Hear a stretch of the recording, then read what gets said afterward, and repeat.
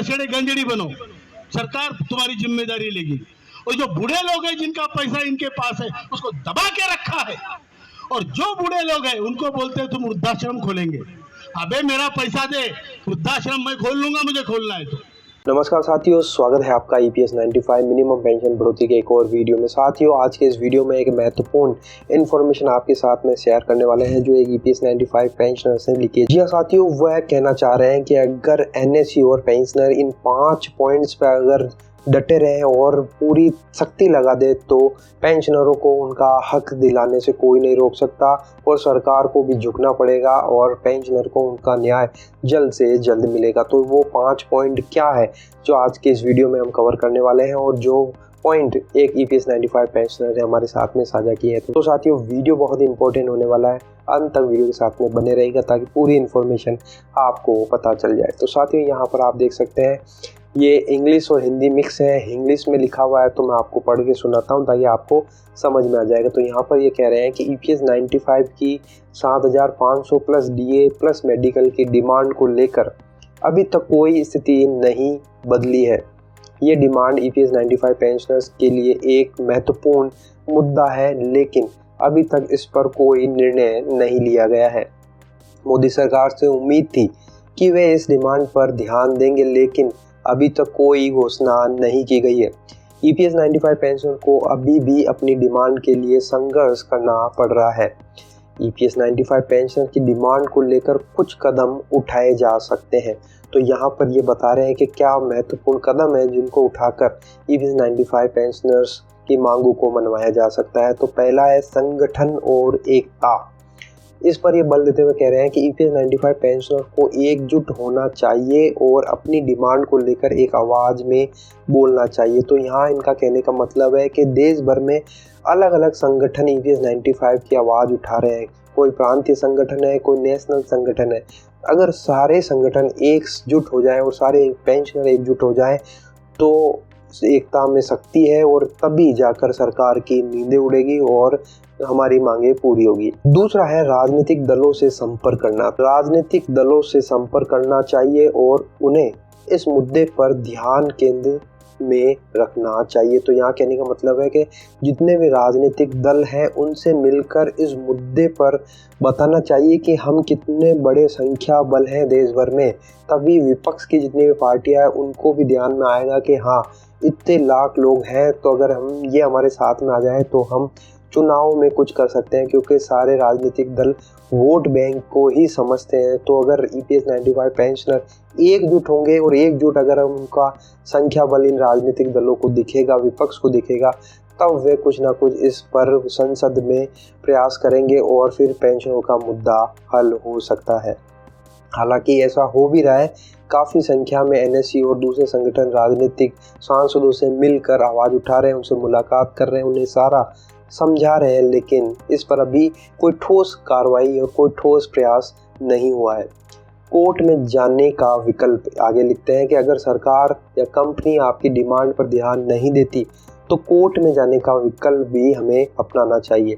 हालांकि कोर्ट की तरफ से काफ़ी लोगों ने, पेंशनर्स ने अपना अलग तरीके से पिटीशन दायर की हुई है, लेकिन उस पर अभी कोई कार्रवाई नहीं हुई है, क्योंकि साथियों हम भी सब जानते हैं कि जो पेंशनर्स हैं उनकी इतनी हिम्मत नहीं होती है और उनके पास में इतना पैसा भी नहीं होता है कि वो कोर्ट के चक्कर काटे। हाँ, हालांकि एक संगठन के तौर पर अगर एक देश में एक संगठन हो, वो अगर कोर्ट की शरण में जाए तो इस पर कोई कोर्ट की तरफ से बड़ा संज्ञान लिया जा सकता है।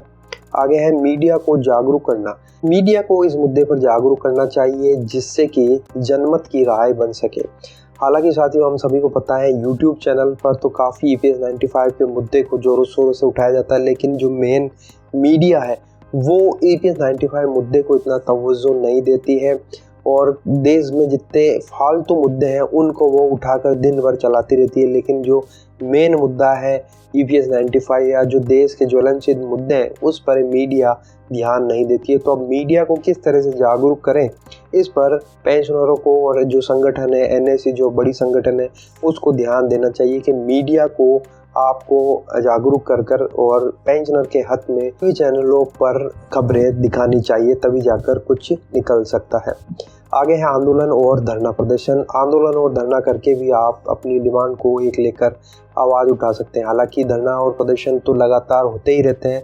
हाल ही में दिल्ली के जंतर मंतर पर भी आंदोलन किया गया था और समय समय पर विभिन्न प्रांतों में भी इस तरह का धरना प्रदर्शन और ईपीएफओ का घेराव किया जाता है, लेकिन उससे अभी तक कोई फ़ायदा नहीं हुआ है, क्योंकि साथियों वृद्ध पेंशनर है और अहिंसात्मक आंदोलन ही कर पाते हैं, क्योंकि इनमें इतनी शक्ति नहीं होती है, तो उससे इतना फ़ायदा नहीं मिल रहा है। लेकिन अगर ये लगातार किया जाए तो ज़रूर कुछ हो सकता है। इन सभी कदमों से ईपीएस 95 पेंशनर की डिमांड को लेकर कुछ परिवर्तन लाया जा सकता है। तो यहाँ पर इन्होंने 5 पॉइंट बताए, लेकिन साथियों मैं सबको लिंक करना चाहूँगा। ये जो 5 पॉइंट है, सबसे पहला ही जो पॉइंट है वो सारे से लिंक होगा तो एक ऑटोमेटिक चीज़ें सॉल्व होती जाएगी और रिजल्ट देखने को मिलेगा, क्योंकि संगठन और एकता की थोड़ी कमी देखी जा रही है। एनएससी एक अलग दल है जो राष्ट्रीय दल है, लेकिन इसके अलावा बहुत सारे प्रांतीय दल भी हैं जो अलग अलग ईपीएस 95 को लेकर डिमांड करते हैं। लेकिन अगर ये सब एकजुट हो जाए तो साथियों हम सब सोच सकते हैं कितने लाखों की संख्या हो जाएगी। और अगर एक संगठन मिलकर कोई आवाज़ उठाता है तो फिर वो आवाज़ दबती नहीं है। साथियों हमें सबको पता है बांग्लादेश में अभी क्या हुआ है। छात्रों ने एकजुट होकर देश की राजनीति को बदल दिया। वहाँ की पीएम प्रधानमंत्री को देश छोड़कर भागना पड़ा। तो साथियों ये होती है संगठन की शक्ति और एकता की शक्ति।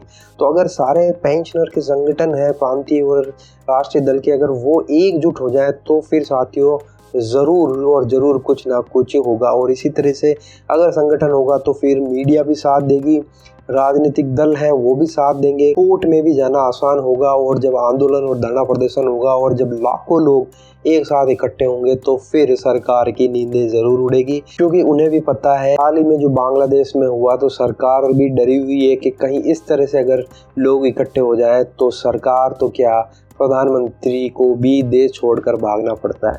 तो साथियों ये होती है एकता में शक्ति। हालांकि ये अभी फ़िलहाल देखने को नहीं मिल रही, लेकिन अगर ये हो जाए, हम नहीं चाहते हैं अहिंसात्मक आंदोलन, लेकिन अगर संगठन खड़ा होकर कोई आवाज़ उठाता है तो उसकी आवाज़ें सरकार ज़रूर सुनती है।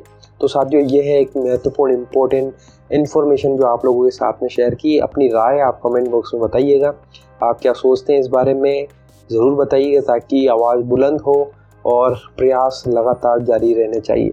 वीडियो अच्छा लगा तो लाइक शेयर कर दीजिएगा। इसी तरह की इन्फॉर्मेशन प्राप्त करने के लिए आप चैनल को सब्सक्राइब जरूर कर लीजिए। तो फिर मिलते हैं, तब तक के लिए अपना ख्याल रखिए। जय हिंद, जय भारत। सरकार तुम्हारी जिम्मेदारी लेगी। और जो बूढ़े लोग हैं जिनका पैसा इनके पास है उसको दबा के रखा है, और जो बूढ़े लोग हैं उनको बोलते हैं तुम वृद्धाश्रम खोलेंगे। अबे मेरा पैसा दे, वृद्धाश्रम मैं खोल लूंगा, मुझे खोलना है तो। मतलब ये हमें स्वाभिमान की जिंदगी जीना देने ही नहीं चाहते। ये चाहते हैं कि आश्रित बन के रहे, इनकी दया पे जिए।